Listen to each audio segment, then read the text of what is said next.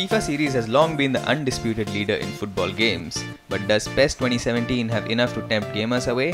Let's find out.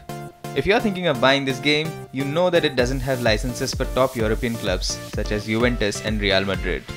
You can probably find a patch online to change club names, crests and kits, but commentators won't name any unlicensed clubs. With that out of the way, let's look at the game itself. PES 2017 retains the arcadey feel of PES 2016. You'll see that when Mesut Ozil curls the ball all the way from the end of the universe to score. And if Lionel Messi is in your team, wonder goals are guaranteed. Teams with average but fast players will run rings around opposition defenders. Even while defending, the importance of pace is a bit overstated. For example, Arsenal's Per Mertesacker doesn't compensate for his lack of pace with clever positioning in PES 2017. That makes Gabriel a much better defender in the game if you're playing as Arsenal. This makes last-ditch sliding tackles a vital part of the game. To balance things out a little, Konami has made some key improvements to AI. You'll find it much harder to get behind the AI's defense, and when you manage that, scoring will be harder because the goalkeeper is a lot tougher to beat. The conservative tackle is far more effective in PES 2017.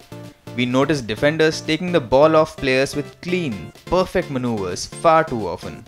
Sometimes defenders defy physics to take the ball away from attackers. With certain tackles, it should be impossible for defenders to stay on their feet, but somehow they manage it in PES 2017. Want to put on your master tactician hat?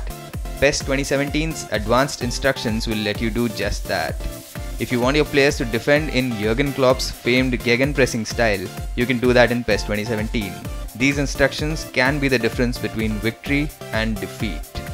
That's not to say we loved everything about PES 2017.